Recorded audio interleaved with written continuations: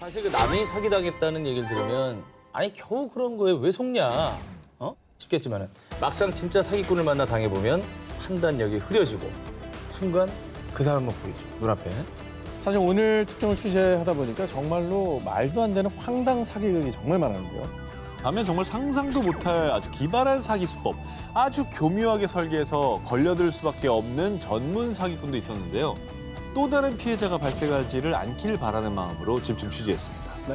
미술사를 뒤흔든 모모의 거장. 초현실주의를 대표하는 독일 화가 막스 에른스트. 그의 작품 숲2는 수십 년간 행방을 알 수 없다가 2004년 세상에 다시 등장. 당시 막스 에른스트 최고 전문가인 베르너 스피스의 진품 감정을 마친 뒤 2006년 한 수집가에게 약 76억 원에 팔리며 엄청난 가치를 증명했습니다. 그런데 5년 뒤인 2011년 당시 팔린 막스 에른스트의 숲2가 진품이 아니라 위작이었다는 사실이 밝혀졌습니다. 아니 전문가한테 진품 감정을 받았다면서요? 그것도 다른 사람도 아니고 그 사람 권위자가 그러니까요. 해준 거 아니에요? 네. 이 위작 스캔들의 주인공은 독일의 화가 볼프강 벨트라키. 그런데 더욱 충격적인 건요.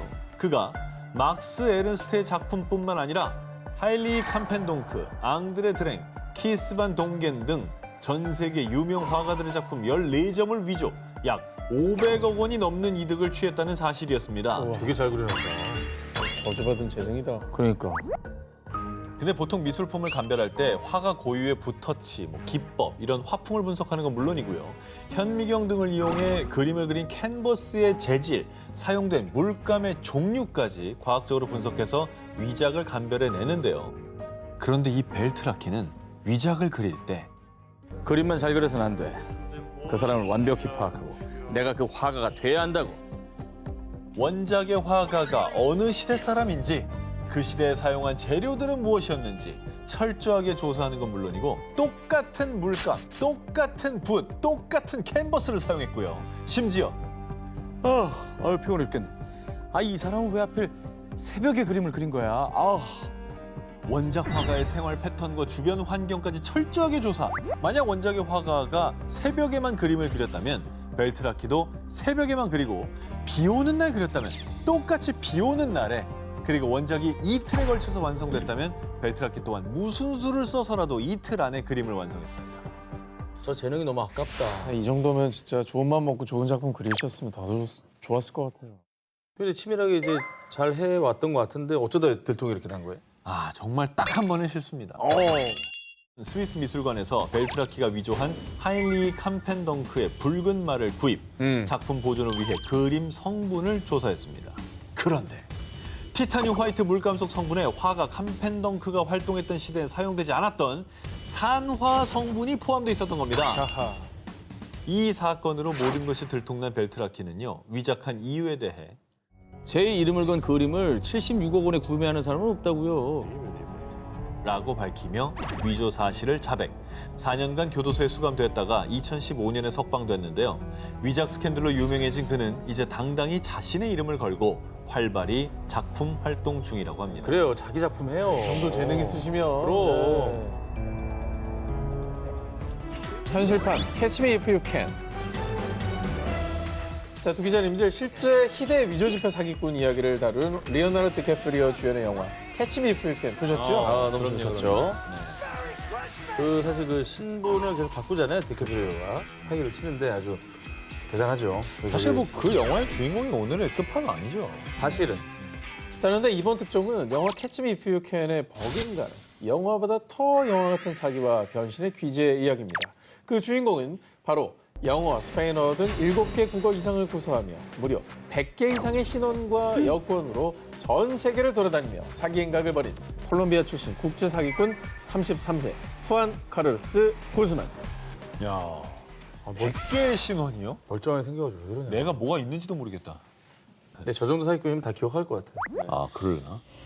네, 구즈만은요 스펙만큼 전과도 화려합니다. 미국에서만 3번 추방당했고요. 2005년 영국에서는 감옥 수감 중 2개월 만에 탈옥. 이후 아일랜드에서 붙잡혔다가 프랑스로 추방되는 등 각국의 골칫거리로 당시 캐나다, 콜롬비아, 러시아, 일본, 멕시코 등 무려 7개 나라에서 수배 중인 국제 수배범이었습니다. 확실히구나. 아니 뭐라고 돌아다니길래 7개국에서 수배를 당해요? 자, 구스만은요. 딱 하나 세계 각국의 초호화 호텔만 노렸는데요. 최고급 호텔들의 숙박한 척하면서 스위트룸 손님들의 정보를 입수했고요. 그 손님 행세를 하면서 호텔 카페와 바를 수시로 드나들고 환전을 핑계로 리셉션 직원들에게 얼굴 도장을 찍었습니다. 그런 뒤 스위트룸 주인이 외출한 때를 틈타. Claro, yo solicito la llave, ellos me dan una llave original y ellos abren una caja fuerte. No forzó ni la puerta, ni la caja, ni la ventana, ni nada. Luego lo hacen. 자, 이런 수법으로 그가 훔친 돈만 무려 단돈 약 16억 원에 달할 것으로 추정된다고 합니다. 저런 식으로만 16억 원을 저게 돼요? 드러난 것만. 드러난 것만이지, 그러니까. 그냥 장기 투숙하는 되게 부유한 비즈니스맨인가 보다 하지 뭐 사실 뭐야 이렇게 의심을 안 하잖아요. 아니, 저러다가 실제 방주인하고 마주치면 그럼 어떻게 해요? 그러니까. 자, 구스만은 범죄 행각을 벌이다가 실제 방주인을 마주쳐도 당황하기는커녕 아 일찍 오셨네요. 호텔 직원입니다. 룸 컨디션 체크 중이었어요. 뭐 필요한 거 없으시고요? 무범하다. 사실 구즈만의 사기 인생은 10대 때부터 시작됐는데요. 그 신고식도 화려했습니다. 자, 가난 때문에 가출한 구즈만은 1993년 미국 마이애미 공항에서 거의 죽기 직전의 몰골로 비행기 랜딩 기어에서 발견되는데요. 뭐라고? 자신을 콜롬비아에서 온 14세 고아라고 호소, 언론의 주목을 받으며 많은 기부금을 받았습니다. 하지만 사실은 17세였고요. 부모님도 버젓이 살아있었다고 합니다. 도대체 목숨 걸고 저 랜딩기어에 숨어간 거 아니에요? 참 아니, 그렇게 보였다면 기부금 보낼 수 있죠. 있죠 당연히. 보낼 수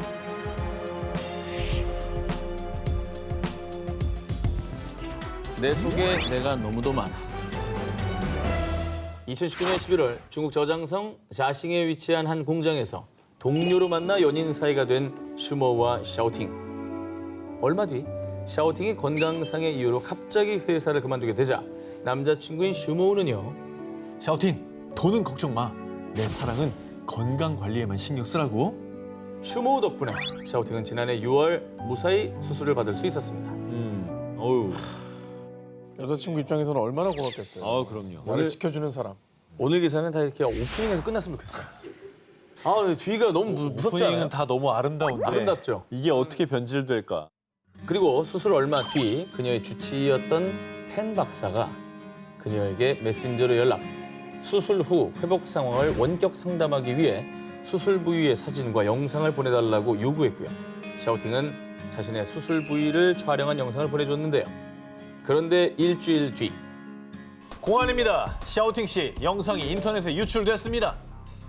범인은 그녀의 주치의였던 펜 박사로 수술 부위를 촬영한 영상을 온라인에 노출해 경제적 이득을 취했다고 밝혔습니다. 이건 뭐야? 의사가 갑툭질을 해. 왜냐면 그 앞에 이제 남자 여자 이 얘기는 너무 많이 나왔잖아요. 아, 그래 패턴이에요? 예, 패턴이 정말- 중위권으로 넘어가면서 이제 그럼 그 남자 여자는 정말 아름다운 분들이었군요. 자, 뭐 그것도 보시면 아시죠. 아, 그것도 아니야? 자, 이 충격적인 이야기에 샤오팅이 패닉에 빠진 그때 메신저에서 알게 된 또 다른 박사의 소개로 한 변호사라는 사람이 연락을 해왔습니다. 이런 사건은 피해 보상금으로 12억 원 정도 받으실 수 있거든요. 제가 도와드릴게요. 이에 샤오팅은 소송을 결심합니다. 가족과 친구, 대부업체에 돈을 빌려서 이 변호사에게 소송비를 송금했습니다. 하지만 그 이후에 추가 소송 비용이 눈덩이처럼 불어나자 샤오팅은 사기 범죄를 의심, 뒤늦게 공안에 신고했는데요. 잠깐만, 이게 지금 나온 사람이 몇 명이야, 그러면? 의사, 공안, 변호사. 이게 다 지금 메신저 만난 적 없잖아, 지금. 보면. 메신저죠.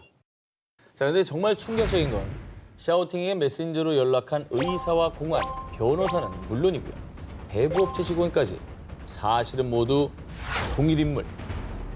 그런데 더욱 놀라운 사실은 그 사기범의 정체가 바로 샤오팅의 남자친구 슈모우였다는 것입니다. 슈모우는 11명의 역할을 맡아서 샤오팅이 눈치채지 못하도록 아주 교묘하게 메신저 말투를 조금씩 바꿔가며 연락을 했고요. 그렇게 샤오팅으로부터 약 7천만 원을 가로챘습니다. 아, 왜?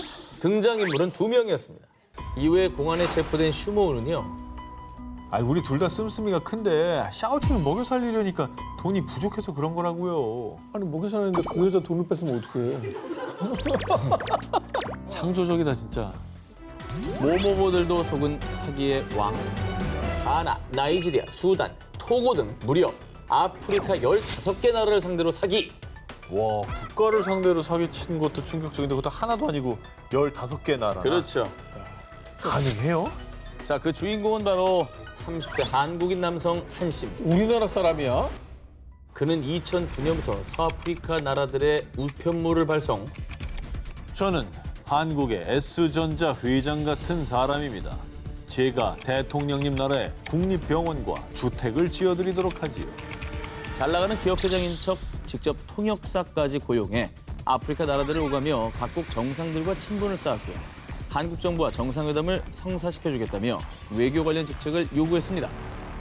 한 씨가 아프리카 대통령들을 속이고 외교 타이틀을 얻으려고 했던 이유는요. 바로 국내에서도 사기 행각을 벌이기 위한 큰 그림이었습니다. 아프리카 대통령들과 찍은 사진이나 주고받은 이메일을 미끼로 한 공기업의 전 간부 김 씨에게 접근합니다. 내가 아프리카 경제보좌관이나 마찬가지라니까. 이 공기업 자회사 사장 자리는 커튼이 줄 수 있지. 한 씨는 공기업 자회사 사장 자리를 미끼로 김 씨로부터 로비 대가로 약 1,800만 원을 받아 챙겼습니다.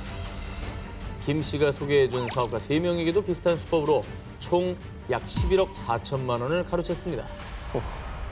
결국에는 국내에서 이런 돈을 사기치기 위해서 아프리카 대통령들을 이용한 거네. 인증샷 남긴 거죠. 그러니까 사진 찍고 뭐 그렇죠. 이렇게 친하다는 척하려고. 자, 한 씨가 피해자들의 의심을 피한 방법은 이러했습니다. 번듯한 사무실을 차려두고요. 고급 리무진 차량도 2대나 번갈아 타는가 하면 수행비서의 보좌관까지 대동하며 그럴듯한 대기업 회장처럼 행동했다고 합니다. 하지만 실제는 사무실 임대료도 7천만 원이나 밀린 빈털털이었다고 합니다. 이런 식으로 2년간 지속된 한 씨의 사기 행각은 2011년 경찰이 첩보를 입수, 조사에 착수하면서 끝이 났습니다. 그들의 위협으로부터 지켜준 남자. 2009년 프랑스를 발칵 뒤집은 충격 보도. 10년간 사기꾼에게 놀아난 귀족 가문.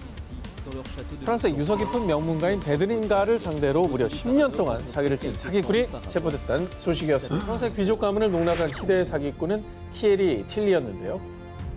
사건의 발달은 1999년으로 거슬러 올라갑니다. 가장 먼저 틸리의 표적이 된 사람은 귀족 베드린가의 일원인 기슬레인 드 베드린. 그녀가 청소업체를 찾고 있다는 걸 안 틸리는 일단 청소업체 대표로 위장해 접근. 제가 상속세에 대해 좀 아는데 도와드릴까요? 이건 뭐 경험자로서 얘기해 주는 거예요. 실제로 법대를 중퇴한 틸리는 자신의 법 지식을 활용해 기슬레인의 환심을 샀고요. 그의 화려한 언변에 속은 기슬레인은 가족 모임에 틸리를 초청했습니다.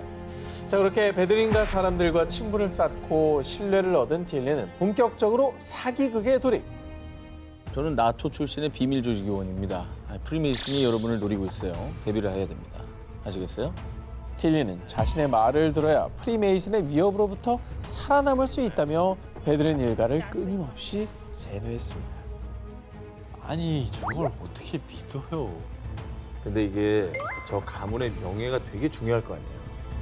그 점을 노린 것 같아요.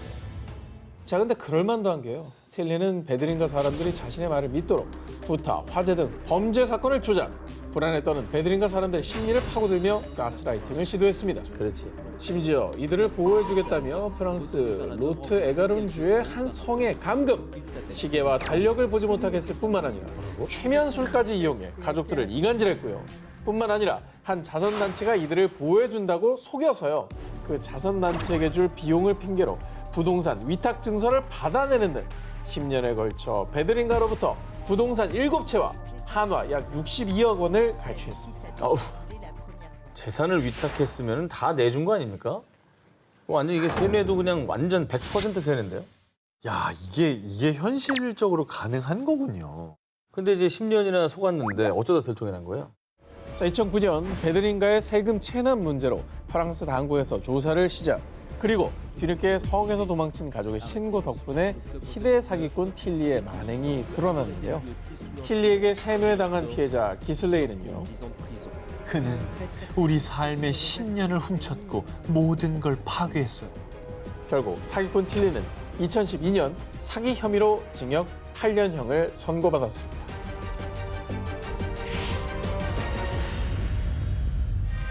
세계를 농락한 희대의 사기꾼 19, 전 기자의 1위 후보를 공개합니다. 중국은 2025년까지 자국 내 반도체 생산 비율을 70%까지 올리는 반도체 굴기를 선언, 기업들에게 무려 1조 위안, 약 170조 원을 투자하겠다고 밝혔습니다. 그런 가운데 2017년에 설립된 중국의 신흥 반도체 기업 H사에서는요. 중국 최초로 7나노미터 이하의 미세 공정 시스템 반도체를 제작하겠습니다. 실제로 7나노급 기술을 보유한 대만의 반도체 기업 T사의 최고 운영 책임자 출신 장상희를 CEO로 영입했고요. 중국 반도체 업계의 슈퍼루키로 급부상한 H사는 2년여 동안 우한시 정부로부터 약 2조 5,600억 원의 투자금을 받는 데 성공했습니다. 아니 중국 정부가 지금 반도체 쪽을 엄청 밀고 있다고는 하더라고요. 그렇죠. 네. 그런데 말입니다. 2020년 1월에 전해진 충격 보도. H사 공사 중단, 임직원은 잠적, 정부도 속았다. 중국 반도체 사업 위기. 알고 보니 H사의 대주주란 기업은 실체가 없는 페이퍼 컴퍼니.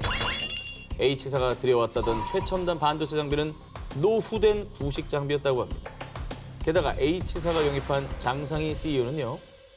제가 CEO인데 회사 정보에 접근할 수가 없었다고요. 정말 저한텐 악몽 같은 시간이었습니다. 와. H사가 공언한 7나노급 기술 개발이 불가능해 보이는 상황. 이에 현지 일부 언론에서는 H사가 정부 투자금을 가로챌 목적으로 계획적으로 사기를 친 것이라고 의심했습니다. 저는 사실 이 뉴스를 예전에 들었는데 믿기지 않았어요. 근데 이거 진짜 무섭지도 않나? 이건 진짜 목 내놓고 한 거 아니에요? 목숨 내놓고 한 거죠. 목숨 걸고. 자, 보도에 따르면 H사의 창립 멤버인 카오산, 롱웨이, 리쉐엔 3명은 모두 반도체 지식이 전무한 사람들입니다.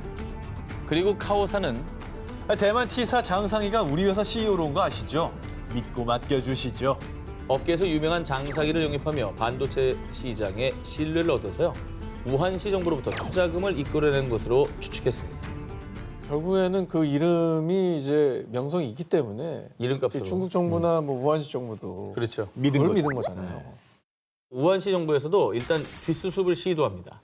지난해 11월 자금난에 처한 H사를 인수한 뒤 사업을 정상화시키려고 했지만 결국 올해 2월 전 직원을 해고하며 청산 절차를 밟았습니다. 중국이면 진짜 형 세게 나올 거예요. 못 잡았나 궁금한데. 그러니까 전 세계적으로 이게 다 알려졌다는 거 이게 정말 사기 행각이 너무 허무맹랑했다는 거잖아요. 야.